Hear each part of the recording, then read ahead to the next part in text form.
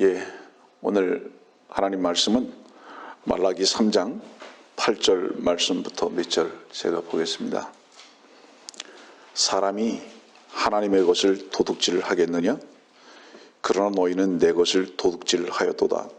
그래도 너희는 말하기를 우리가 어떻게 주의 것을 도둑질 하였나이까 하니 11조와 재물들이라.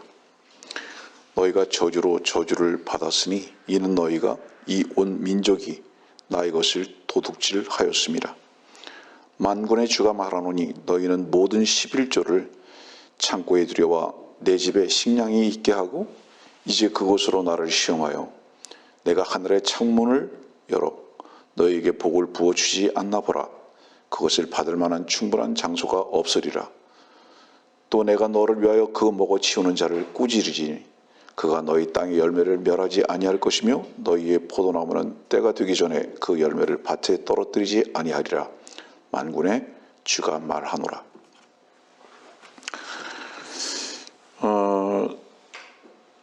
사람들 도둑 그러면 무엇부터 생각납니까? 오늘 이게 지금 8절 말씀 도둑질 이렇게 해서 이 도둑을 알아야 무엇을 도둑질한 것인지를 알아야 그래야 11조도 알 수 있습니다. 근데 여기 말씀 보니까 도둑질이라고 말씀을 하시면서 11조와 재물들이라 이렇게 말씀하셨습니다. 그 다음에는 10절의 말씀 보니까 11조를 창고에 들여와 이렇게 말씀하셨습니다. 그래서 식량이라고 말하고요. 이것을 먹어 치웠다고 얘기합니다. 세상 관점에서 볼 때의 도둑질이라는 것은 물질 외에는 생각이 되지 않습니다. 그러나 하나님께서 도둑질이라고 말씀하시는 그 도둑질은 사실은 물질이 아니라 생명의 부분을 다루고 계십니다.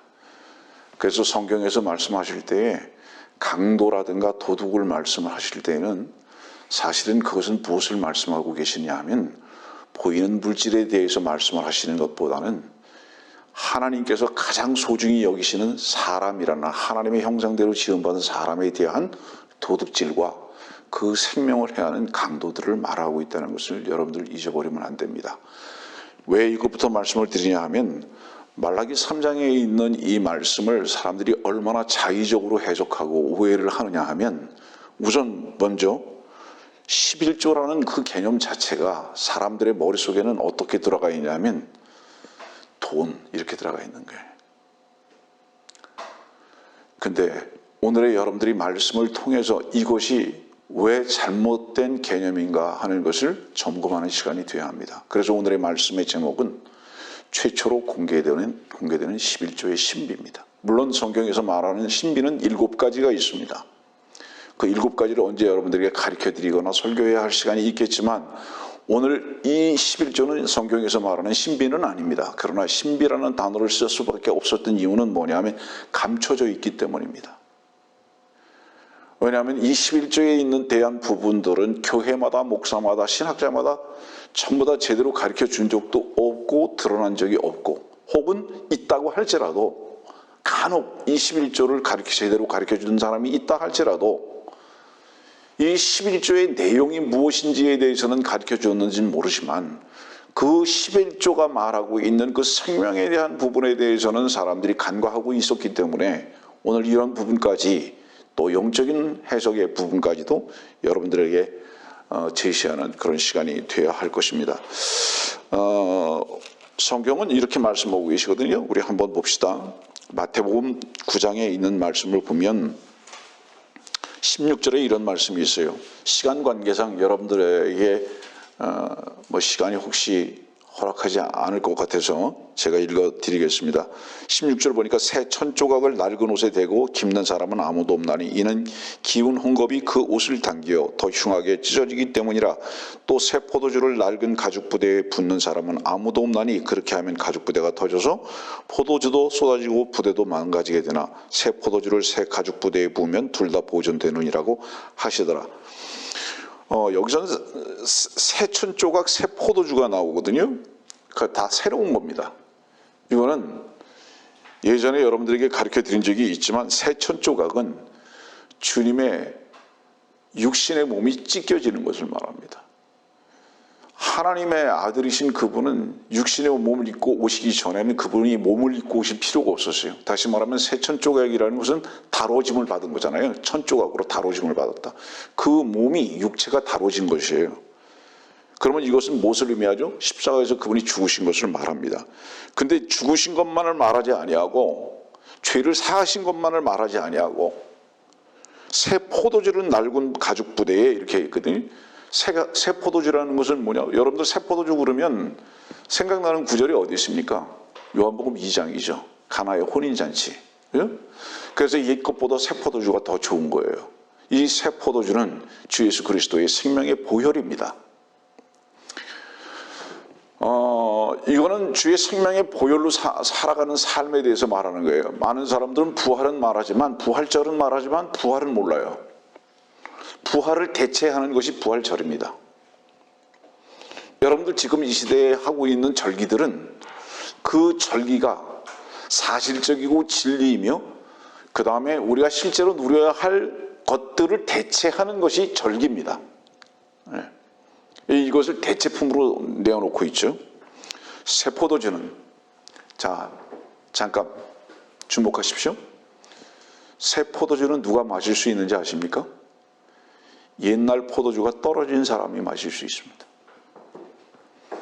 그 옛날 포도주가 떨어졌다는 것은 무엇을 말하죠? 여러분들, 성경에서의 포도주는 피를 말하죠.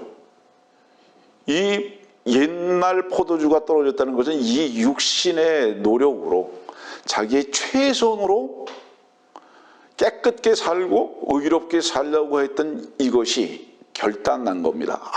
더 이상 이 육신의 열심을 가지고는 내가 선하게 의롭게 살 수 없구나라는 것을 절실히 안 사람은 새 포도주를 먹습니다. 그 사람은 새 포도주를 마실 수 있어요. 그 다음에 새 생명물은 누가 마실 수 있는지 아십니까? 이 가죽 부대에다가는 새 물을 넣든지 새 포도주를 넣잖아요. 이 새 생명물은 누가 먹을 수 있는지 아세요? 수가성 여인과 같이 창녀인 것을 아는 자들입니다. 주 예수 그리스도의 죽으심의 희생과 부활의 생명을 누리지 못하는 이유가 뭔지 아세요?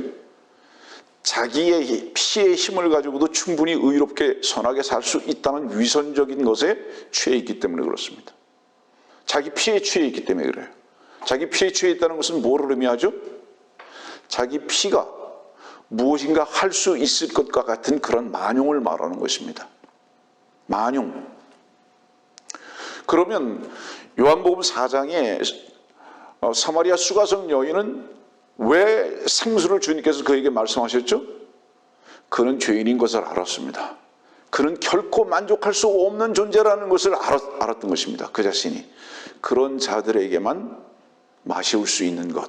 이것이 새 포도주와 생명입니다.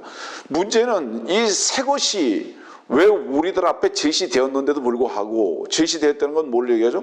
주님께서 그 몸이 찢기셨잖아요. 이미 2000년 전에 찢기셨잖아요.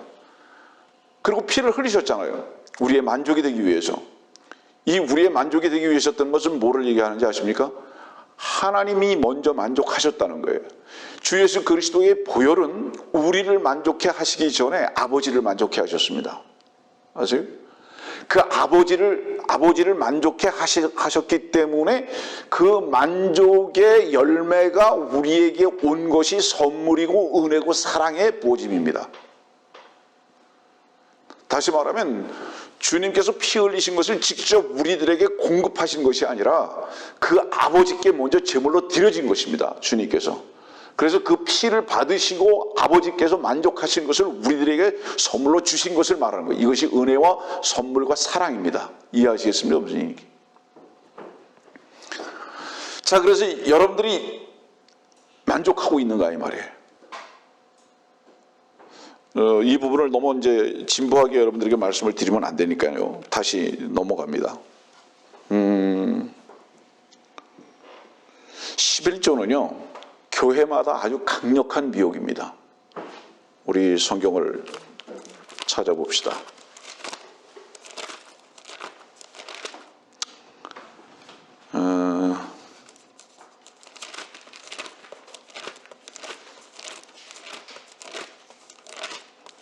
데살로니가 후서 2장 11절 이로 인하여 하나님께서 그들에게 강력한 미혹을 보내시어 거짓말을 믿게 하심은,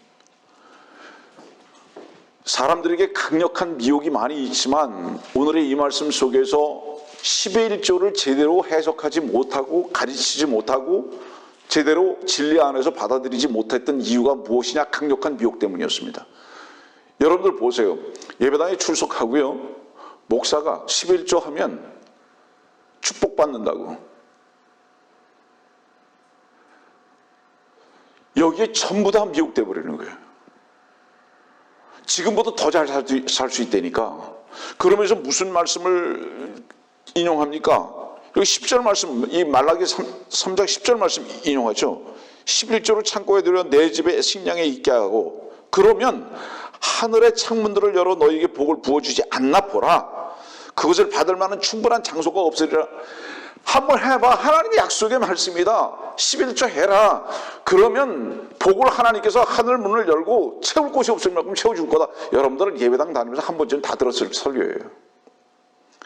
근데 그 설교가 진리에 입각한 말씀인지 아닌지에 대해서는 점검하지 않아요. 다 어떡하죠? 강력한 미혹 때문에 덥석 그냥 먹어버리는 거예요. 그리고 그 강력한 미혹이 물질과 세상을 사랑하는 모든 사람들에게 편만해 있기 때문에 그런 설교를 성경적인지 아닌지 점검도 안 하고 그냥 우리 목사님이 11조 내면 축복한다 그랬어. 전부 다 그냥 거기에 그냥 넘어가 버리는 거예요. 그래서 11조 해버리는 거예요. 기재에 말합니다. 100만 원 벌어서 10만 원 예배당에다 헌금하면 여러분들 10만 원 주머니에서 없어지는 거예요. 절대로 그 다음 달에 100만 원 안 생깁니다. 속지 마세요. 네? 테스트 해보세요. 진짜 그러니까. 여기서 말씀하고 있는 11조 그런 거 아닙니다, 여러분들. 그리고 이게 강력한 미혹을 보낸 이유가 뭐냐면 거짓 것을 믿고 있는 거예요. 기다리고 있는 거예요. 사람들 마음속에. 그 거짓 게 뭐죠? 물질이에요. 그러니까 이 말라기 3장에 있는 말씀도 왜 미혹이 돼가지고 이것을 설교하는 그대로 받아들였느냐? 그 사람들 속에 거짓이라는 게 있는 거예요. 그 거짓이 뭐죠? 세상 사랑하고 물질을 사랑하는 이 거짓이 사람들 마음속에 있어가지고 사기당하는 거예요. 한마디로 얘기해서. 지금 이 말씀은 그거를 가리키고 있는 거예요.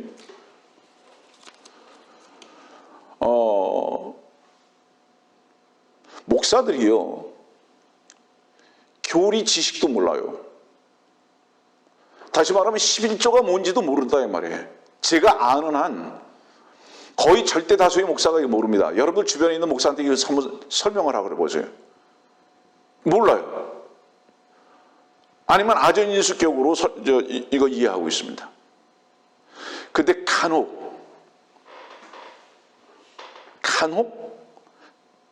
아주 드물지만 알고 있는 목사들도 있습니다. 그런데 문제는 11조를 알고 있는 그대로 적용하고 있지 않다는 겁니다. 그 사람들도. 이건 더 큰 문제죠. 그래서 오늘 여러분들에게 전하는 말씀 속에서 11조가 무엇인지 정확하게 교리적으로, 이론적으로, 지식적으로 알 뿐만 아니라 여러분들의 삶 가운데에서도 이 말씀을 있는 그대로 적용할 수 있는 섬김의 삶이 있어야 된다. 이래서 오늘 이 말씀 전하는 거예요. 자, 교회 왜 나가죠? 우리 아까도 얘기했지만 교회의 유일한 목적은 육신적으로 누구하고 가깝고 친하고 뭐 밥 먹고 뭐 이러기 위해서 예배당 나가는 거 아닙니다.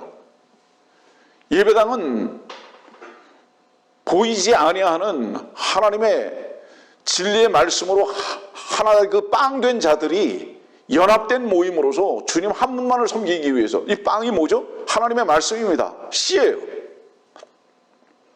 그 주님 한 분만을 높이고 그분을 먹고 마시기 위해서 예배당 나온단 말이에요. 그런데 빵에 누룩이 너무 많이 섞였어요. 여러분들 이 빵에 누룩이 너무 많이 섞인 게 뭘까요? 이 누룩은 잘못된 교리를 말하는 것이기도 하지만 이 누룩은 빵에 들어가서는 안 될 빵 같은 그 빵이 아닌 다른 것들이 섞인 것을 말합니다. 이것을 섞인 물이, 가만히 들어온 물이, 혹은 뭐 쓴뿌리, 이렇게들 서신서에 표현을 하고 있는데, 빵에 다른 것들이 섞인 것을 말하는 겁니다. 여러분들이 성경에서 말하는 빵은 누룩도 섞이지 않은 순수한 예수 그리스도의 몸을 말하고 있는 것을 여러분들은 압니다. 그런데 예배당에, 자 보세요, 빵이 무엇으로 만들어지죠? 빵은 분명히 열매 곡식이, 그 식량이라고 표현되고 있는 이것이 부서져서 찐 것입니다. 그게 빵으로 만들어지는 거예요. 그래서 주님께서 말씀하실 때 내가 빵이다라고 말씀하시는 그 이유가 뭐냐면, 이미 부서진 자들로서, 십자가를 경험한 자들로서의 연합을 말하는 거예요. 다시 산 자들로서의 연합을 말하는 것입니다. 이것이 그리스도의 몸된 교회라고 말하는 것이고, 그것을 빵이라고 말씀하신 것이에요. 그래서 우리들이 주의 만찬 때 그 빵을 떼는 이유가 거기에 있다는 것을 여러분들은 아셔야 합니다. 자, 그 정도로 넘어가고요. 그런데 문제는 뭐죠? 지식의 말씀도 교리의 말씀도 모르고 새 포도주도 없어요. 교회입니까? 그 예배당 왜 나갑니까? 헌금 왜 합니까? 목사 배부리려고 나갑니까? 월급 주려고 나갑니까? 물론 목적이 목사에게 월급 주려고 예배당 나가서 헌금하지는 않겠지만은, 모든 헌금의 목적과 이유가 뭡니까? 내가 더 세상에서 잘 되기 위해서 아닙니까? 인정받기 위해서. 그래서 11조 하게 하고 11조 하는 사람들은 그 교회에서 어떻게 됩니까? 우쭐대게 만들죠. 우쭐대게 만들어요. 그래서 목사가 11조를 계속 말하면서 11조 내는 사람들이 예배당에서 우쭐대는 위치에 있게 된다 이 말입니다.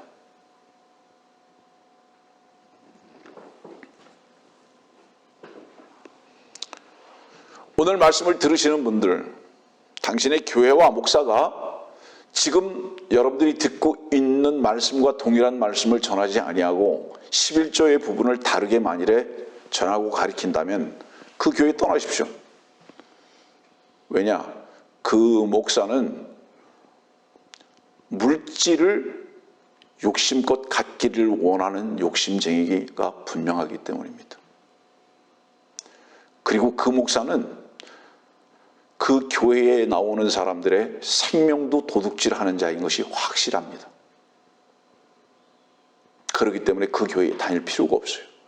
왜냐하면 우리가 교회를 출석하는 이유는 바른 말씀을 듣고 그리고 배우고 그 말씀 앞에 순복하기 위해서, 그래서 예배당 다니는 거잖아요.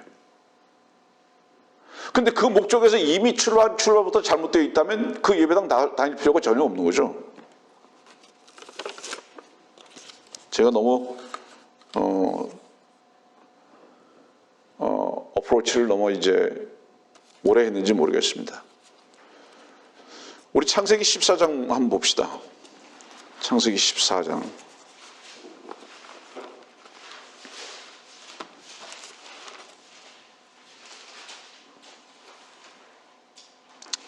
(18절입니다) 살렘 왕 멜기세덱이 빵과 포도주를 가지고 나왔으니 그는 지극히 높으신 하나님의 제사장이었더라.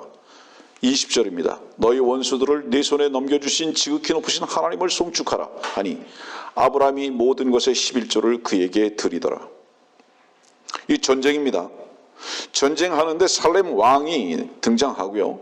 그리고 여기 빵과 포도주가 나옵니다. 그 다음에 20절에 11조를 말합니다. 기본적으로 빵과 포도주는 뭐라고 말씀드렸죠? 이 빵과 포도주는 주 예수 그리스도의 몸과 그의 피를 말합니다. 희생제사예요. 근데 여기 살렘 왕이 나옵니다. 그리고 첫 번째 전쟁입니다. 여러분 성경 보다 보면 이 지금 창세기 14장이 최초의 전쟁이거든요. 이 최초의 전쟁은 마지막 전쟁으로 갑니다. 계시록으로 한번 가봅시다. 계시록 16장과 19장 중에서 우리 한 장만 봅시다. 19장을 봅시다. 계시록 19장.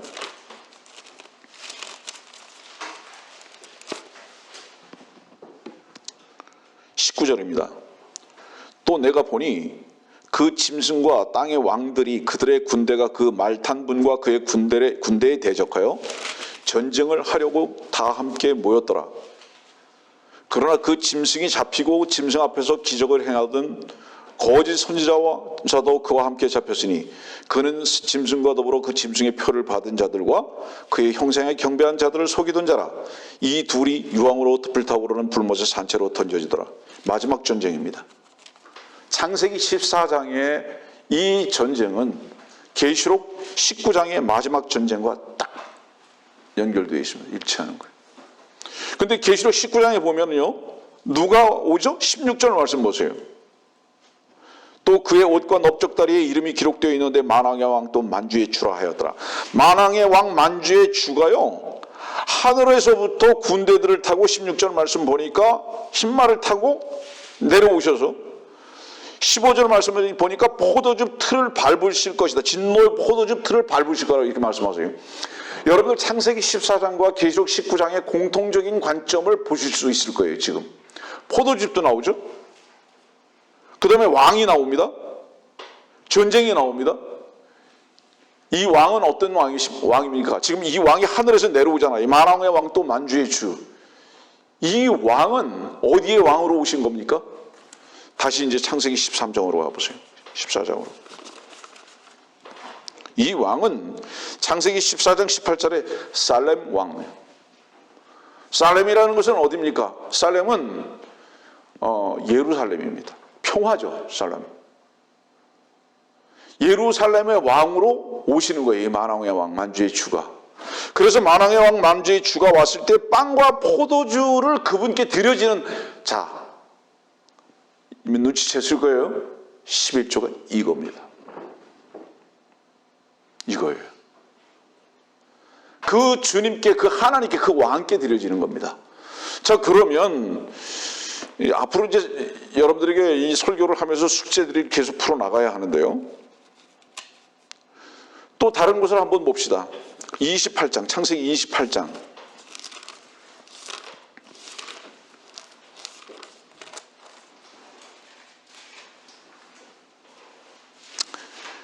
16절 말씀입니다. 13절 16절. 보라, 주께서 그 위에 서서 말씀하시기를 나는 네 아비 아브라함의 주 하나님이요 이삭의 하나님이라. 내가 누운 땅을 내가 너와 네 씨에게 주리라. 자, 여기 말씀 보면 아브라함의 하나님, 이삭의 하나님, 그 다음에 누운 사람이 누구죠? 야곱의 하나님. 그런데 아브라함과 이삭과 야곱의 하나님은 산자의 하나님이시죠. 산자의 하나님이라는 그 말씀의 그 뜻은 무엇인지 아십니까, 여러분들? 아브라함의 일과 이삭의 일과 야곱의 일이 한 가지의 일을 향하고 있다. 역사적으로 그것이 4,000년이 되든지 5,000년이 되든지 아버지의 일은 야곱에게서 가서 이삭을 거쳐 야곱에게 가서 결실을 맺는다, 이 말씀이에요. 그런 말씀인데, 이 야곱이 누운 땅을 내가 너와 네 씨에게 주리라. 이제 비로소 야곱에게, 아브라함과 이삭과 야곱에게 약속한 그 땅을 받는 거예요. 이게 언제인가?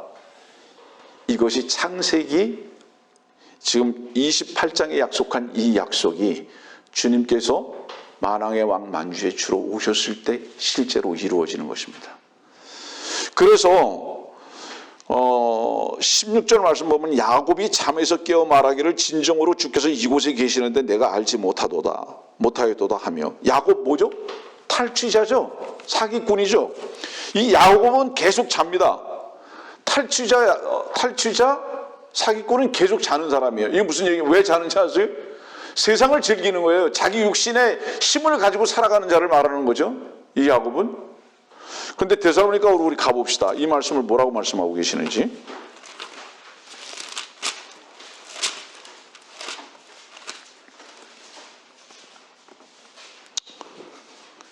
데살로니가 전서 5장.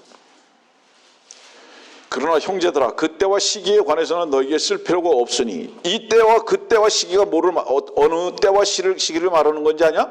주의 날이 밤에 도둑같이 오리라는 바로 그 주의 날, 주님의 재림의 날이에요. 이때 사람들이 잔다 이 말이에요. 7절 말씀 봅시다. 이는 자는 자들은 밤에 자고 술 취하는 자들은 밤에 취하기 때문이라. 누가 자는 자인지 아느냐? 야곱과 같은 자들은 자고 있다 이 말입니다. 야곱과 같은 자들은 이제, 자, 어떤 자들이 자는 자들이냐? 자, 잠깐 주목하세요. 자기 머리를 쓰는 자들이 자는 자들이에요. 세상에서의 자는 것은 머리를 쉬는 자들이 자는 건데 주님 안에서는 자기 머리를 쓰는 자들을 자는 자라고 말하는 거예요. 주님께서 머리가 되신 것을 인정하지 않는 거예요. 자기 머리로 사는 거예요. 그런데 이 야곱이 잠에서 깨요. 언제 깨는지 아십니까? 데살로니가 전서 5장 보세요. 이제 잠에서 깰 때예요, 여러분들. 너희가 지금 도둑같이 오는데 깨어있는 자 빛의 자녀들은 도둑같이 임하지 않는다고 그러잖아요. 이 깨어있는 자들이 누구냐 이 말이에요. 이 깨어있는 자들. 22절 봅시다. 창세기 28장 22절 21절 22절 나로 평안히 내 아버지 집에 다시 오게 하신다면 그때에는 주께서 나의 하나님이 되실 것이요 내가 기둥으로 세운 이 돌이 하나님의 전이 될 것이며 주께서 내게 주실 모든 것에서 내가 반드시 10분의 1을 주께 드리겠나이다 하였더라. 질문, 언제 10분의 1을 드린다고요? 아버지 집에 평안히 다시 돌아오게 하신다면. 그러면 그땐 주께서 나의 하나님이 되시고 그때 10의 1을 드리겠습니다. 언제 야곱이 돌아오죠? 주님께서 이스라엘을 완전히 회복하시는 바로 그때죠. 그때 야곱이 돌아와요. 이스라엘이 돌아오고 그때 예루살렘이 하나님의 성전이 되죠. 전이 되는 거예요. 정말로 그때 기름 부음이 되죠. 그리고 그때 10의 1조를 하나님께 바치겠습니다. 약속하죠. 그러면 이 창세기 28장의 10의 1조는 또 어디를 향하고 있죠? 주님께서 재림하실 바로 그때를 향하고 있죠. 이해하겠습니까? 무슨 얘기지? 그러면 그때에 우선 그걸 한번 살펴봅시다. 그때에 어떤 일이 일어나는가? 계시록으로 한번 가보세요.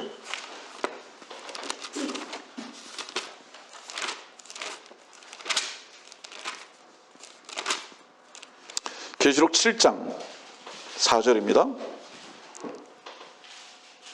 또 내가 인장으로 표시를 받은 자들의 숫자를 들었는데 이스라엘 자손의 모든 지파에서 14만 4천 명이 인장으로 표시를 받았더라. 그래서 그 밑으로 쭉 보면 유다 지파에서 1만 2천 명, 루벤 지파에서 1만 2천 명 쭉 나옵니다. 그래서 14만 4천 명이 나와요.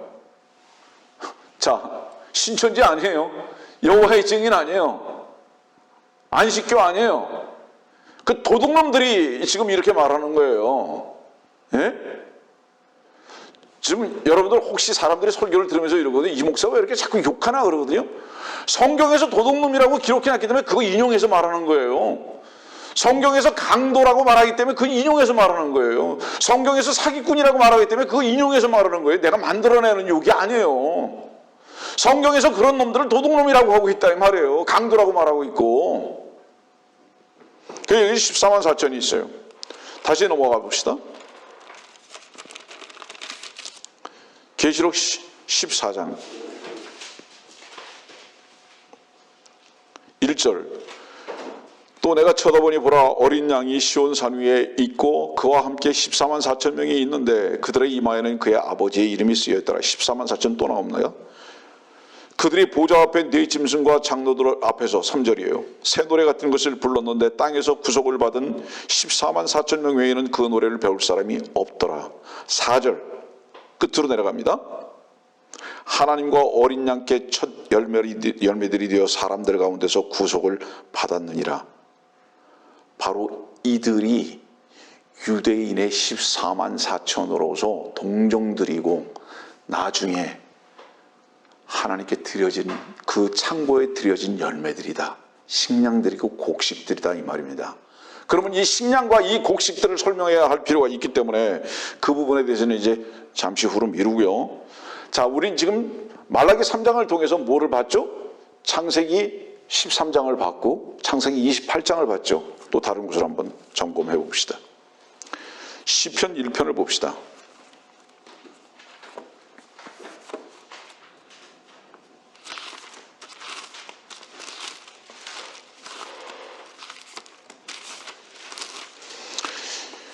시편 1편 4절 말씀입니다.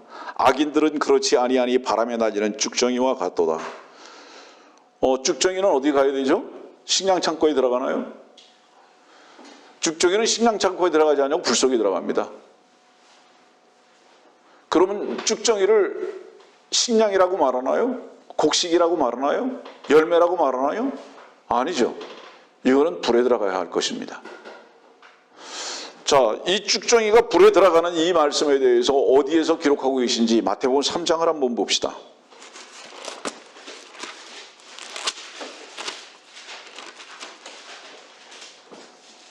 마태복음 3장 8절. 그러므로 회개에 합당한 열매들을 맺고 아브라함이 우리의 조상이라고 너희 속으로 말하려 생각지 말라. 주목. 회개에 합당한 열매는 뭔지 아냐? 너희가 아브라함의 자손이 되는 것이다.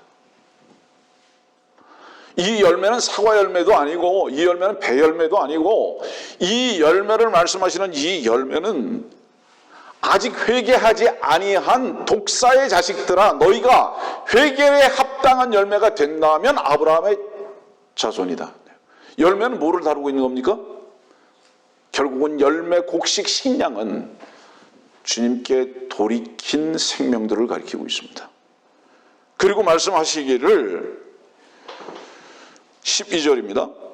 그분은 손에 키를 들고 자기의 타작마당을 철저히 정결케 하실 것이며 알곡은 모아서 창고에 드리고, 말라기 3장에 있는 말씀이죠. 10절에 이 알곡 창고에 드리는, 이 식량 창고에 드리는 거죠. 그 다음에 쭉정이는 꺼지지 않는 불로 태우시리라. 이 쭉정이 어디서 나오죠? 시편 1편에 나오는 이 쭉정이죠. 여러분들 시편 1편과 마태복음 3장은 동시대를 말씀하고 계신 겁니다. 말라기는 시대적인 면에서 볼 때는 지금으로부터 약 2400년 전에 기록된 말씀이지만 성경은 기본적으로 예언의 말씀이기 때문에 어제나 오늘이나 영원히 동일하신 그리스도께서는, 하나님께서는 모든 말씀을 지금 현재적인 위치에서 다 보고 계시다. 현재로 보고 계시다 이 말이에요. 지금 우리가 이렇게 현재로 보듯이 보고 계시다. 그 현재로 보고 계신 그 말씀을 기록한 것입니다. 이 말라기라는 것이. 지금서부터 2400년 전이지만, 그 다음에 마태복음 3장은 2000년 전이잖아요. 2000년 전이지만 이것이 미래에 이루어질 것에 대해서, 그때도 이 일이 있었지만 미래에 이루어질 것에 대해서 미리 예언한 것입니다. 마태복음 3장도. 그러면 시편 1편이 왜 미래에 이루어질 일을 미리 쓴 것이냐 이 말이에요. 그건 여러분들께 이미 말씀드렸지만 욥기 42장 끝절을 보면 17절입니다. 그리하여 욥이 늙고 날들이 차서 죽었더라. 여러분들, 욥이 늙고 날들이 차서 죽었다는 것은 뭐를 얘기하는지 아십니까? 그의 모든 자기의 의, 하나님 앞에서 나는 의롭게 살 수 있습니다 하는 그 교만, 그것으로 인해서 그에게 다가왔던 모든 저주와 모든 환난이 끝났다는 것을 의미하는 겁니다. 이것을 대표성을 가지고 욥이 죽었다 이렇게 말하는 거예요. 이 욥이 죽었다는 것은 뭐를 얘기하는 거냐면, 욥은 지금 욥기 1장에 어떻게 시작하죠? 1장 1절. 우스 땅에 한 사람이 있었는데 그의 이름은 욥이더라. 그 사람은 온전하고 정직하며 하나님을 두려워하고 악을 피하는 사람이더라. 사람들의 평가입니다. 근데 이 욥기는 무엇에 대해서 말씀을 하고 있다고 얘기하고 있습니까, 여러분들? 의로운 사람이 고난받는 것에 대해서 기록하고 있는 겁니다. 이 의로운 사람이 왜 고난을 받느냐 이 말이에요. 말이 안 되는 얘기를 하고 있다 이 말이에요. 근데 이 의로운 사람인 욥이 42개월 동안 고난받는 거예요. 그래서 1장과 42장까지입니다. 이 42장이 뭐죠? 42개월이 3년 반, 환난이죠. 야곱의 대환난. 그래서 이 야곱의 대환난 42개월이 끝날 때에 욥은 죽고, 이것은 무엇을 의미하느냐? 그가 환난받아야 할 그 이유가 이제 끝쳐버린 거예요. 무엇이 힘든지 아세요? 하나님과 왜 싸우는지 아세요? 우리들이 그분께 항복한 것으로 인해서 싸우는 게 아니에요. 우리가 그분과 싸우려고 하는, 내가 옳습니다 하는 이것과 하나님과의 싸움이다 이 말이에요. 이것 때문에 지금 우리들이 힘든 이유는 그거다 이 말입니다. 이해하시겠습니까? 우리가 쉬지 못하는 이유가 뭔지 아세요? 우리가 하나님을 대신해서 우리가 의롭게 살겠다, 선하게 살겠다 하는 이 의로운 싸움을 하고 있기 때문에, 이것이 죽지 않았기 때문에 쉬지 못한다 이 말이에요. 그렇기 때문에 복이 뭔지를 모른다 이 말이에요. 시편 1편으로 넘어가지 못하는 이유가 거기에 있습니다. 자세히 잠깐 얘기합니다. 12절 말씀 보면, 욥기 42장 12절 말씀 보면, 그래야 주께서는 욥의 후반을 그의 처음보다 더 복 주셨으니 그가 양 1만 4천과 낙타 6천과 소 1천 결이와 암나귀 1천을 가졌더라. 그는 또한 아들 7과 딸 3을 두었으니 그가 첫째 딸의 이름, 쭉 이렇게 얘기합니다. 왜 이것을 지금 여러분들에게 읽어드렸는지 아세요? 말라기 3장은 뭐라 그러죠? 식량 창고를 말씀하시면서 쌓아두나 봐라. 어디 쌓아줄 데가 있나 없나 봐라. 이스라엘은요 14만 4천으로 인해서 온 땅에 그 축복받은 민족이 편만하게 됩니다. 그 14만 4천으로 인해서. 그래서 모든 세상이 그들의 지배 아래에 있게 됩니다. 이게 천년왕국이에요. 이 축복을 지금 말라기 3장은 말씀하고 계신 거예요. 자, 이제 그 정도로 하고 다른 곳으로 넘어갑니다.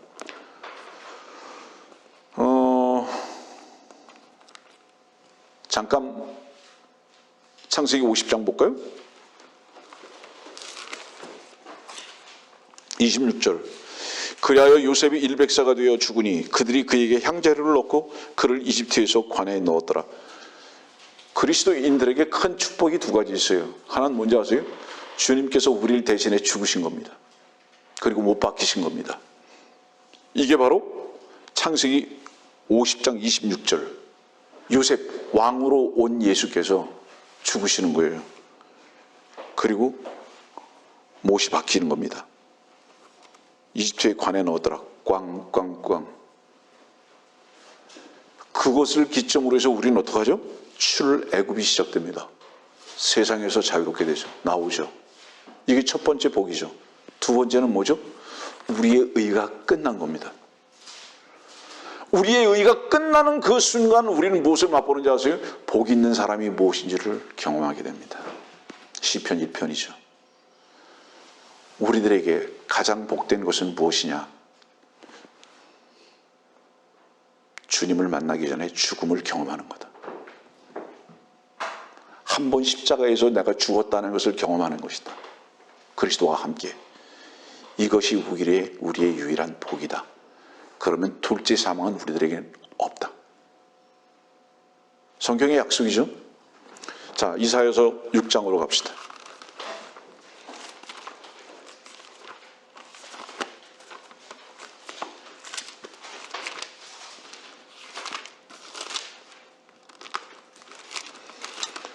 이사야서 6장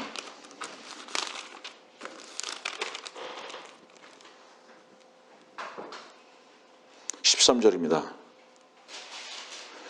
그러나 그 안에 아직도 10분의 1이 있을 것이요 그것이 돌아와서 먹힐 것이니 돌아와서 먹힐 것인데 거룩한 씨도 그 줄기가 되리라 하셨더라. 10분의 1이 돌아와서 먹힌대요. 여기 또 10분의 1이 지금 말씀하고 계신데, 아까 우리 창세기 28장 보니까 야곱이 뭐라 그러죠? 집으로 돌아온다 그러죠. 집으로 돌아오게 하시면, 아버지 집으로 돌아오게 하시면 그랬잖아요. 이 돌아오는 거예요. 이 돌아오는 게 어디냐? 로마서 11장이 이 말씀을 기록하고 계신 거예요. 이 로마서 11장으로 한번 가봅시다. 그래서 이사야서 6장은 지금 로마서 11장을 향하고 있는데요. 로마서 11장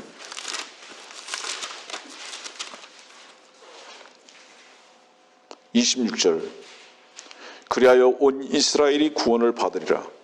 기록된 바와 같이 구원자가 시온에서 와서 야곱에게서 경건치 아니한 것을 제거하리라.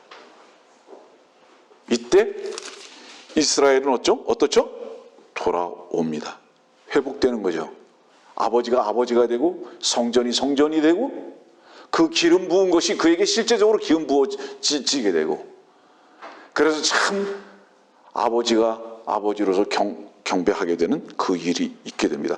여러분들 너무 잘 알다시피 로마서 11장은 구원받은 이스라엘의 남은 자들을 다루고 있어요. 그래서 이 구원받은 이스라엘의 남은 자들은 아까 여러분들에게 말씀드렸듯이 계시록의 14만 4천을 말하는 거예요. 그들이 주님께 돌아오는 거예요. 그런데 그것을 먹힘받았다고 얘기하잖아요. 먹힘받았다. 말라기 3장은요 양식을 말씀하고 있잖아요. 이 먹는 양식을 말하고 있잖아요. 좀 이제 나중에 얘기합니다. 이 부분도 여러분들 잊어버리지 말고 기억하시기 바랍니다.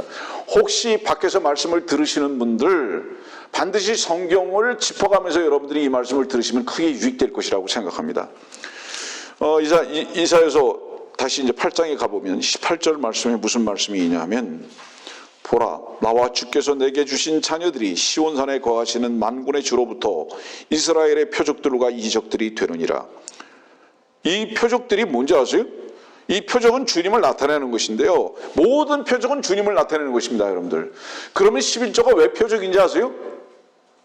빵 한 덩어리에 곡식들이기 때문에 주님을 말씀하고 있는 표적이 되는 거예요, 이 말씀이. 자, 일단 이론적으로, 지식적으로 성경은 하나님이 기록하신 하나님의 말씀이 확실한 이유가 뭔지 아세요? 모든 퍼즐은 단 하나도 틀리지 않습니다. 정확히 하나님께서 기록하신 말씀이에요. 그래서 성경을 공부하다 보면 하나님을 부인할 수 없어요.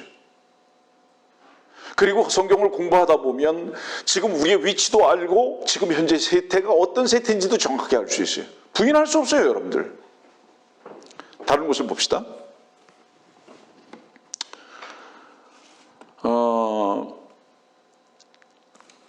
우리 창세기 1장으로 갑시다.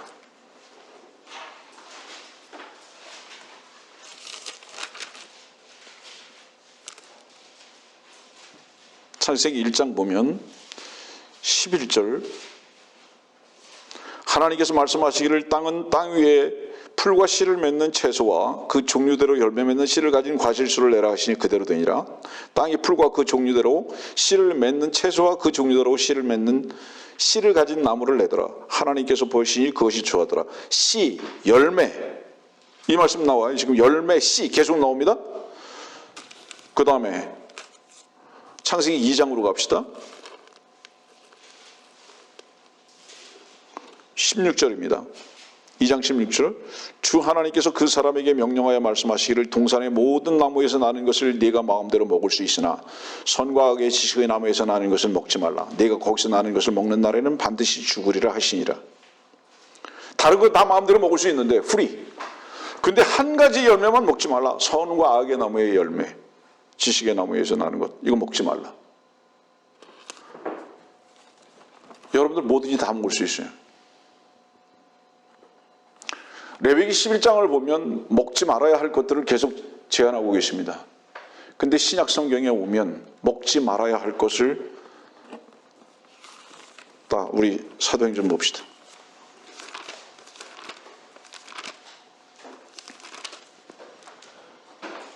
사도행전 15장이죠. 20절입니다. 사도행전 15장 20절, 다만 그들에게 그를 보내어 우상으로 더럽혀진 것과 음행과 목매어 죽인 것과 피를 삼가게 하자는 것이라. 여러분들 이 말씀을 전체를 다 구체적으로 설명할 수 있는 시간은 없고요. 뒤로부터 한번 생각해 봅시다. 피를 삼가게 하자는 것이라. 이 피가 뭔지 아세요? 이 피는 짐승의 피라고 말하고 있죠. 이 짐승의 피를 왜 먹지 말아야 하는지 아느냐? 그 피가 의미하는 것이 어디를 향하고 있는지 아느냐? 선악과다. 여러분, 피가 씨를 말하고 씨가 피를 말하죠. 네. 이 피를 먹지 말라 이 말이에요. 그럼 이 피가 어떤 피입니까? 먹지 말라. 사실적인 면에서 볼 때는 이건 포도주입니다. 이 피는 사실적인 면에서 볼 때는 포도주인데, 이 포도주라는 이 피는 어디서부터 온 것인 줄 아느냐? 선악과에서부터 온 것으로서 이 열매, 이 피는 마귀의 씨다 이 말입니다. 이해하시겠습니까? 무슨 얘기인지. 그래서 이 마귀의 씨, 이것을 뭐라고 말씀하시는 겁니까? 창세기 3장에는 15절에 이렇게 말씀하시잖아요. 내가 너와 여자 사이에 또 네 씨와 그녀의 씨 사이에 저기를 두리니 그녀의 씨는 너의 머리를 부술 것이요 너는 그의 발꿈치를 벗을 것이라 하시고. 씨는 딱 두 가지밖에 없다. 어떤 씨냐? 뱀의 씨하고 여자의 씨밖에 없다. 근데 여자의 씨는 어떤 씨냐? 여자는 씨가 없어요. 여러분들 세상이 얼마나 타락했는지 아세요? 진보적이라고 하는 여자들이 성을 두 개를 씁니다. 아버지 성 쓰고 엄마 성 쓰고. 미안합니다. 미친 지지배 같으니라고. 아니 여자가 무슨 씨가 있습니까? 왜 남녀의 성을 다 쓰는 겁니까? 그리고 이걸 진보적이라고 얘기합니다. 세상에서 말하는 진보라는 것은 정확히 말하면 뭔지 아세요? 하나님을 얼마나 멀리 떠나 있느냐 그거 말하는 거예요. 속지 마세요 여러분들. 진보 정치요? 속지 마세요. 그리스도인들은 절대로 진보적으로 나갈 수가 없어요. 불가능합니다 여러분들. 어떤 사람들 자매들이 밖에서 이 설교 들으면서 이 목사 미쳤나 보다 하겠죠. 저는 여러분들의 마음을 기쁘게 하기 위해서 설교하지 않습니다. 하나님을 기쁘게 하기를 원하는 것뿐이에요. 여러분들이 세상적 가치관 속에서 어떻게 평가하든 저건 상관없습니다. 여러분들 선지자가 뭔지 아세요? 하나님의 말씀을 있는 그대로 전하는 게 선지자예요. 거짓 선지자라고 성경에서 왜 말씀하시는지 아세요? 돈 떼먹기 때문에 말하는 거 아니에요. 거짓 선지자 돈 떼먹기 때문에 거짓 선지자라고 말하는 거 아니에요. 하나님의 말씀을 거짓으로 전하기 때문에 하나님의 참되신 말씀을 거짓의 영의 입을 통해서 나오는 그 말이기 때문에 거짓 선지자라고 그러는 거예요. 사람들의 마음만을 기쁘게 하는 거죠. 갈라디아 1장 말씀하고 계시잖아요.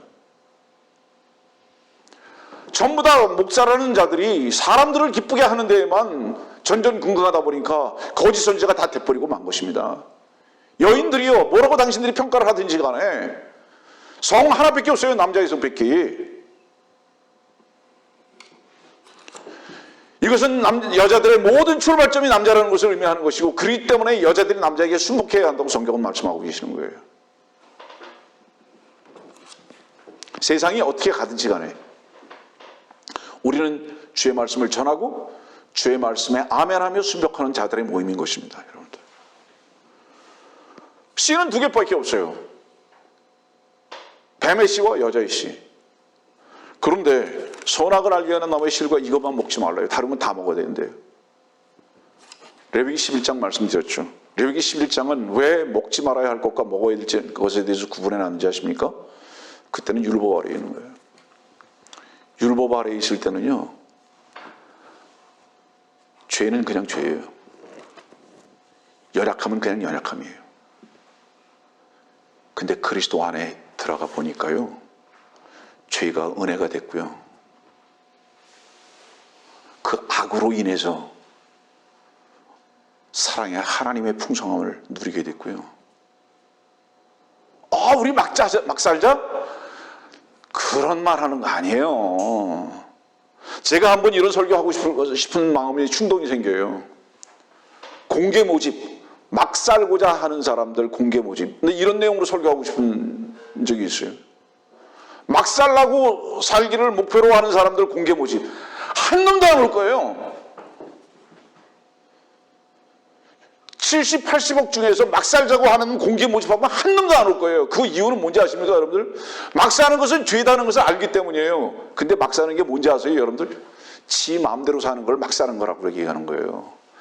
근데 80억이 다 막 살면서 막 사는 것은 잘못된 것인지 하나님 앞에서 알면서 나 막 살면 안 돼 이렇게 말하거든요. 이런 사기꾼들의 모임이에요. 이 세상이라는 게. 기만이죠, 기만. 안 그렇습니까, 여러분들? 지 마음대로 사는 게 목적 아닙니까, 여러분들? 목표고. 고뇌 인정하지 아니하고. 여러분들 누가복음에서요, 아버지를 떠나서 멀리 갔다 그랬어요. 탕자가. 얼마나 갔을까요? 남아프리카 공화국 갔을까요? 아르헨티나로 갔을까요? 알래스카로 갔을까요? 아니면 아일랜드로 갔을까요? 멀리 어딜까요? 여러분들, 어제 사랑하던 자 손잡고 가슴에 안겼던 자가요, 오늘은 원수가 됐을 때 한 지붕 아래서도 너무 멀리 있어요. 여러분들, 멀리가 뭔지 아세요? 마음의 문을 말하는 거예요. 이 마음 안에 자기 자신이 주인으로 사는 것을 말하는 거예요. 이것이 아버지 집을 떨어져 탄 자라는 거예요. 이게 막 사는 자들입니다. 막 사는 자가 뭔지 아세요? 자기 최선을 가지고 살아가는 자들을 막 산다고 말하는 거예요, 성경에서. 그건 너무 멀리 가 있는 자들이에요. 돌아와야 합니다. 아버지께로 돌아오면 아버지가 권위가 되고 아버지가 머리가 되고 아버지에 의해서 사는 것을 알게 되는 거예요. 비로소 그때 뭐를 알게 되죠? 야, 이게 기쁨이었는데. 왜 힘든지 아세요? 힘든 자들아, 왜 힘든지 아세요? 아버지를 누리지 못하기 때문에 힘들다. 딱 그거 하나다. 아버지의 풍성함에 내 모든 것을 맡기지 않기 때문에 그렇다. 너무 멀리 있다, 아버지하고. 기쁘기를 원하십니까? 쉬기를 원하십니까? 풍성하기를 원하십니까? 독립적인 위치에서 아버지께로 돌이키십시오. 거기에 모든 풍성함과 잔치와 기쁨과 만족이 있을 것입니다. 정말입니다. 하나님의 살아계신 말씀의 약속이에요. 저 열매가 둘밖에 없어요. 그러니까 곡식도 둘밖에 없고요. 씨가 둘밖에 없고요. 마태복음 13장으로 갑시다.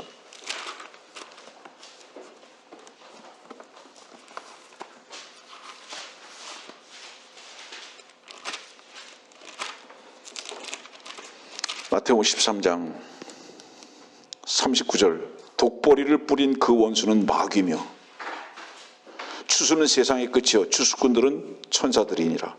그러므로 독보리를 거두어서 불에 태웠듯이 세상의 끝에도 그렇게 되리라. 자, 이게 지금 전부 다 불에다가 집어넣는 거 얘기하고 있어요. 마태복음 3장도 그렇고요. 시편 1편도 그렇고요. 불태운대요. 뭐를 불태우는지 아세요, 여러분들? 열매가 열매답지 않은 것은 다 불태버린다 이 말이에요. 쭉정이 다 불태버린다 이 말이에요. 어떤 게 쭉정인지 아느냐? 독보리가 쭉정이다. 다시 말하면 뭔지 아세요? 거듭나지 아니한 모든 것들은 다 쭉정이다. 그거는 다 독보리다. 그것은 다 불에 태워져야 할 것들이다. 지금 이 말씀하고 계시거든요. 여러분들, 내가 개인적으로 착하게 사느냐 선하게 사느냐, 성경은 이것으로 구원의 기준을 삼지 않아요. 내가 주 예수 그리스도의 죄사함과 거듭남으로 말미암아 다시 사심으로 말미암아 구원받고 거듭났냐, 이거 하나만 딱 다루시는 거예요. 이거 하나만 다루시는 겁니다. 그래서 이거 하나만 다루시기 때문에 이것이 선물이고 은혜인 거예요. 왜 이 주님께서 우리들에게 말씀하시는 이 말씀을 인정하지 않느냐 이 말이에요. 그래서 이 독보리를 뿌린 사람이 있어요. 그 다음에 13장 그 앞에 가보세요. 3절 말씀 보니까 주께서 많은 것을 그들에게 비유로 일러 말씀하시기를 보라. 씨 뿌리는 자가 뿌리 나가서, 이 씨 뿌리는 자가 누구죠? 우리 아버지십니다. 농부. 씨는 두 가지가 씨가 있죠. 이 씨는 식량이 되고 이 씨는 열매가 되며 이 씨는 곡식이 되죠. 성경에서 말하는 씨라는 것은요, 지금 말라기 3장에서 말하고 있는 이 식량이라는 것은요, 구원받고 거듭난 성도들을 지금 가리키고 있는 거예요. 우리 다른 곳에 한번 이 말씀에 대해서 점검을 해봅시다. 고린도전서 한번 봅시다.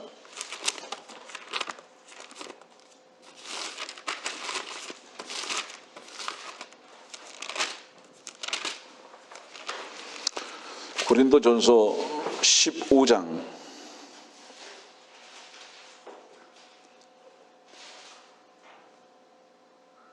22절부터입니다. 이는 아담 안에서 모든 사람이 죽은 것 같이 그리스도 안에서 모든 사람을 살게 하려 함이라. 그러나 각자 자기의 서열대로 드리니 그리스도가 첫 열매들이요 그 다음은 그리스도께서 오실 때 그분께 속한 사람들이니 그 외에는 끝이 오리니 주께서 모든 정사와 모든 권세와 능력을 폐하시고 그 왕국을 하나님 아버지 곧 아버지께 바칠 때라. 주께서 모든 원수를 자기 발 아래 두실 때까지 통치하셔야 하리라. 여러분들 이 말씀에서 말라기 3장 생각나지 않아요?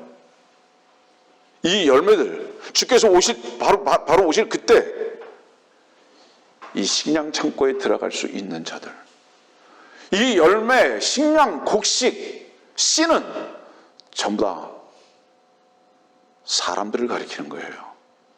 베드로 사도는 뭐라고 말씀하시죠? 우리가 거듭난 것은 썩지 아니할 씨로 됐다 그랬죠. 썩지 아니할 씨로 됐다. 주 예수 그리스도의 생명이죠. 왜 이런 말씀들을 자의적으로 자기 유리한 쪽으로 해석해서 헌금만 해야 된다고 자꾸 말하고 있느냐, 이 말이에요. 11조만 해야 된다고 자꾸 말하고 있느냐 이 말입니다. 그럼 마태복음 23장으로 갑시다. 마태복음 23장.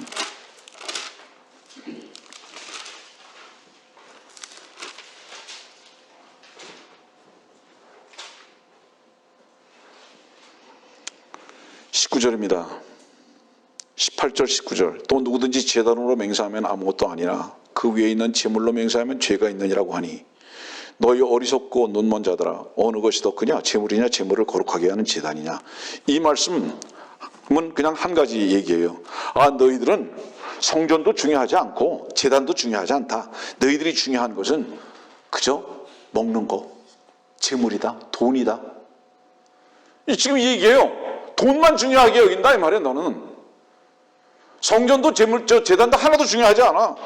하나님 안 중요해. 제단이 제일 중요해. 제물이 제일 중요해. 물질이 제일 중요해. 야, 이 눈먼 놈들아. 23절 봅시다. 위선자인 서기관들과 바리새인들아, 너희에게 화 있으리라. 이는 너희가 박하와 아니스와 커민의 11조를 바치면서 율법과 공의와 자비와 믿음의 더 중요한 것을 빠뜨렸기 때문이라. 너희는 이것들도 마땅히 행하고 또 저것들도 저버리지 말아야 하리라. 너희 눈먼 안내자들아, 너희가 하루살이는 걸려내고 낙타는 삼키는구나. 하루살이가 뭐예요? 돈, 물질 중요하게 여기는 거. 다시 주목하십시오. 하나님께서 여러분들이 바친 돈, 물질 가져가서 쓰시는 거 본 적 있습니까? 질문해 보세요, 마음 가운데. 하나님께서 여러분들이 낸 물질 11조 가지고 갖다가 쓰신 적이 있냐고요? 조용기 같은 놈 배나 불렸죠. 예? 아니, 목사들 월급 올려주는 데는 그런 거 썼는지 모르지만은 하나님께서 여러분들이 물질 갖다 바치는 거 가지고 썼습니까? 목사들이 잘 먹고 잘 살고 좋은 차 타고 좋은 집 사기 위해서 물질 내라고 자꾸 말하는 거죠. 도둑놈들이. 이렇게 설교하니까 목사들이 잡아먹으려고 그러죠.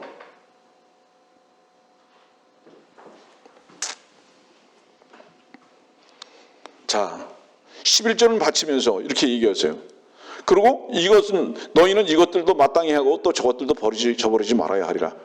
이 말씀도 또 자의적으로 해석하죠. 마태복음 23장에 11조의 말씀이 있고요. 숙제, 마가복음에 11조가 있나요? 누가복음에 11조가 있나요? 요한복음에 11조가 있나요? 서신서에 11조가 있나요? 찾아보세요. 왜 마태복음에 이 11조가 있죠? 이유가 뭐죠? 마태복음은 유대인에게 하신 말씀이잖아요. 유대인에게만 지금 말씀하고 계시잖아요. 마태복음은. 이 마태복음은 혹여 또 밖에서 말씀을 듣는 분들은 오해하실까 봐, 마태복음은 지금 우리가 23장 봤죠? 11조에 대한 부분을 23장 봤죠? 26장 가봅시다. 26장 가보면 28절을 보니까 이는 이것이 죄들을 사하심으로 인하여 많은 사람을 위하여 흘리는 나의 새 언약의 피이기 때문이라. 이제 그때 비로소 주님이 십자가를 앞에 놓고 그 저녁에 이제 새 언약 말씀하시죠. 신약이죠. 그 전 신약은 뭐죠? 교회의 시작이죠. 그러면 마태복음 26장 이전까지는 교회가 없어요. 유대인만 있다고요. 그리고 교회가 언제 시작됐죠? 마태복음 28장 1절 이하죠. 안식일이 끝날 무렵 그 주의 첫날 새벽이 시작될 때. 왜 여기서 안식일이 끝날 무렵 주님께서 부활하셨는지 아세요? 유대인 끝, 율법 끝. 이제 그 모든 묶어놓은 곳에서, 제한한 곳에서 다 끝. 이제 나는 어디로 향하는 줄 아느냐? 그 모든 끝에서 진리의 자유함으로 향하고, 그 다음에 내가 어디로 가는지 아느냐? 그 끝에 보세요. 19절. 그러나 너희는 가서 모든 민족들을 가르치고 아버지와 아들과 성령의 이름으로 침례를 주며 내가 너에게 명령한 모든 것을 가르쳐 지키게 하라. 이제 교회로 가는 거예요. 이방에게로 가고, 그래서 마태복음 23장의 11절은 교회에게 주신 말씀이 아니라, 마태복음 23장은 절대로 교회에게 주신 말씀이 아니라, 말라기 3장에 있는 11절은 절대로 교회에게 주신 말씀이 아니라, 오히려 교회가 휴거되고 난 후에 우리들에게, 유대인들에게 명령하신 말씀이다 이 말이에요. 자, 말라기 3장으로 다시 갑시다. 말라기 3장으로 가기 전에 1장 갑시다. 말라기 1장.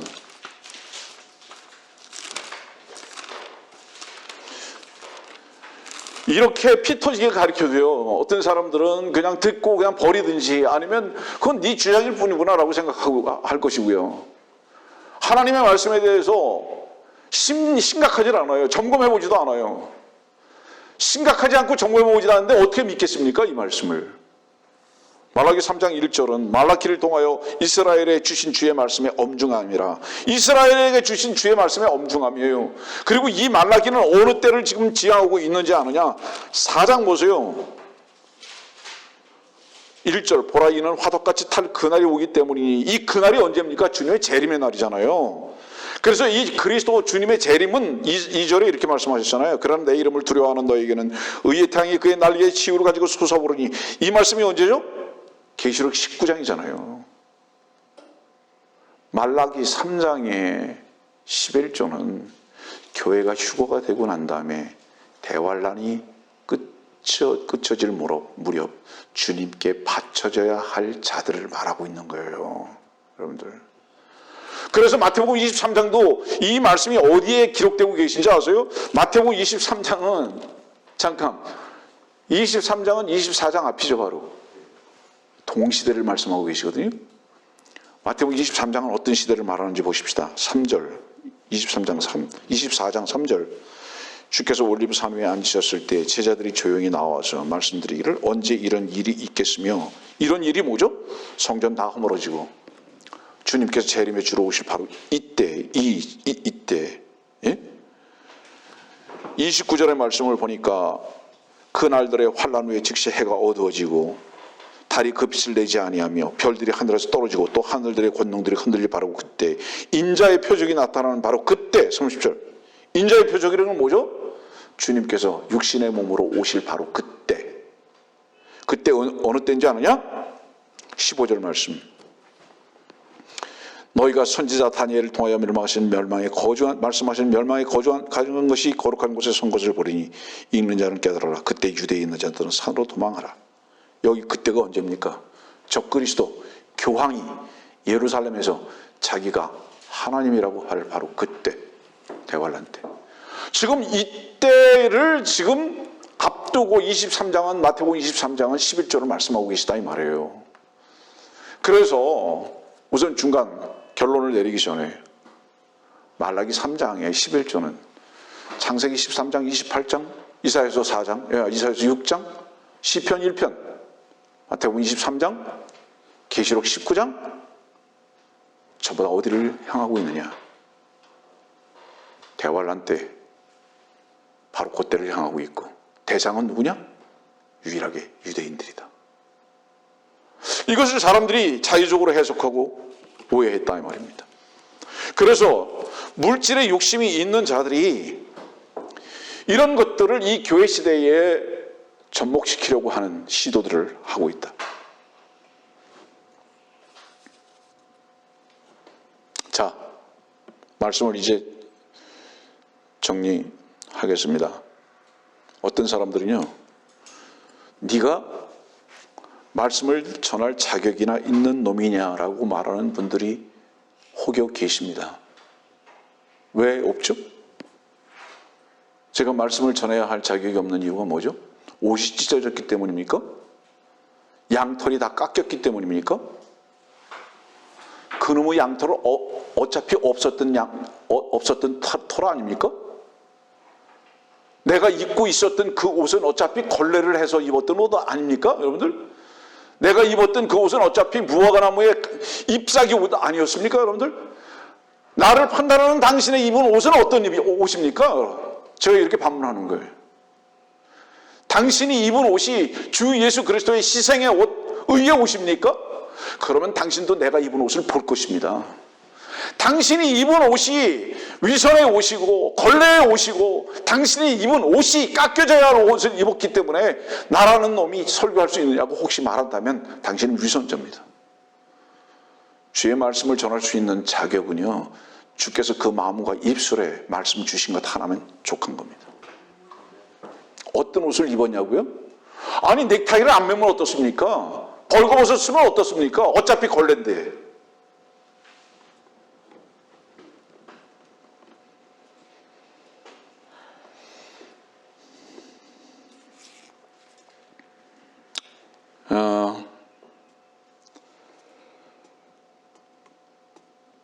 모든 재물과 헌물 11조는요, 사실은 이 교회 시대에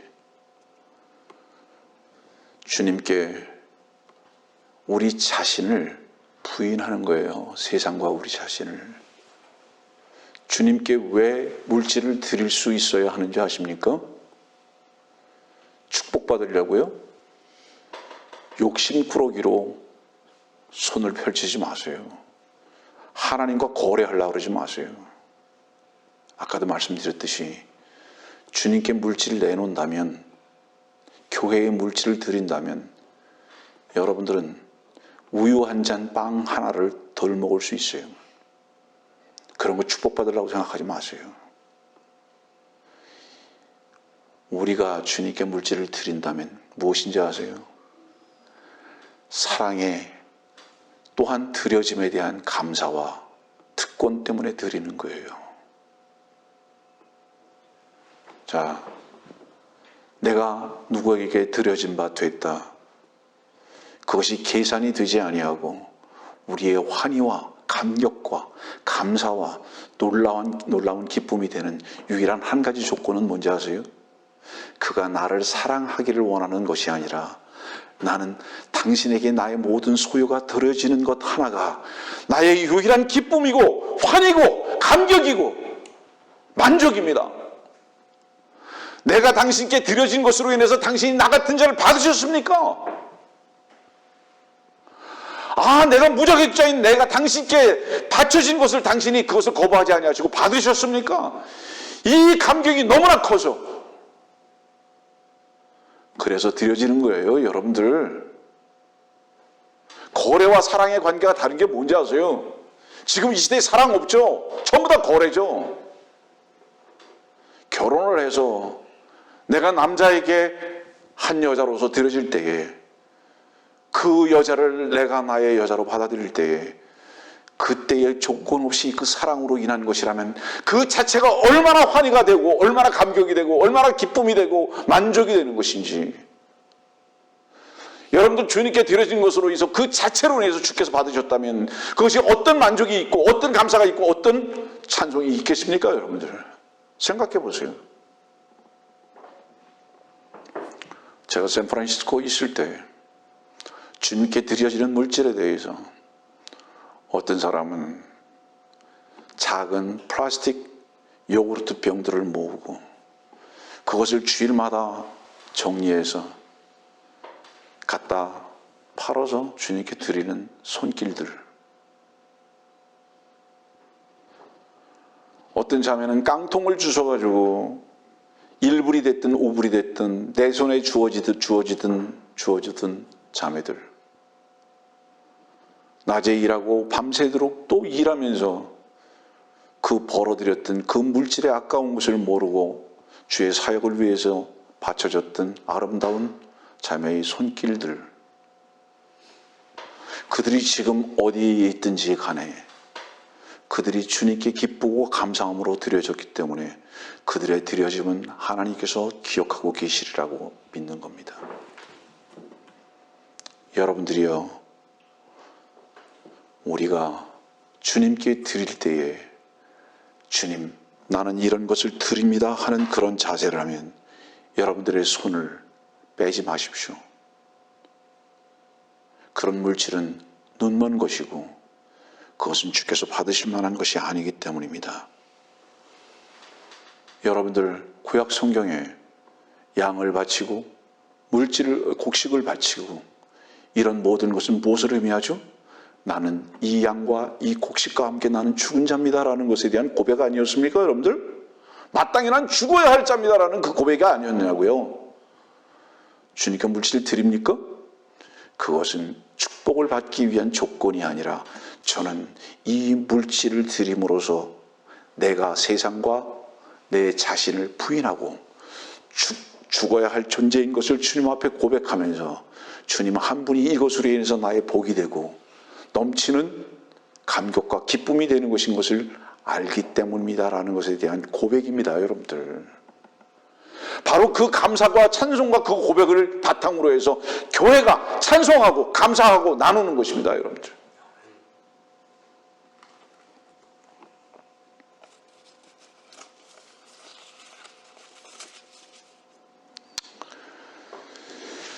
말씀을 이제 마치겠습니다. 여러분들이요, 말라기 3장의 11조가 왜 이렇게 오해가 됐습니까? 60만 목회자들의 욕심으로 인해서 그 말씀의 놀라운 숨겨짐의 의미를 알아볼 수가 없었고, 혹여 알았다 할지라도 그 말씀을 자꾸 지금 이 시대 교회 시대에 적용하려고 하는 상업주의가 이 교회에 만연했기 때문에 이 말라기 3장에 있는 이 말씀을 그렇게 오해하고 가리킨 것입니다. 듣는 자들은 미혹에 이끌려서 거짓 것을 그냥 받아들여 버린 이런 결과들이 지금 현재 교회의 이런 혼란스러운 모습으로 드러나 있는 것입니다. 여러분들이요, 우리가 이 교회에서 진리의 지식에 따른 주의 말씀을 바르게 듣고 이 말씀 앞에 순복한다면 우리는 주님께서 받으실 만한 아름다운 식량과 주께서 받으실 만한 아름다운 재물이 될 것입니다. 우리와 이 교회 모두는, 또 말씀을 듣는 모든 분들은 바로 이 주님 앞에 드려진 아름다운 성도들이 되어야 할 줄 믿습니다.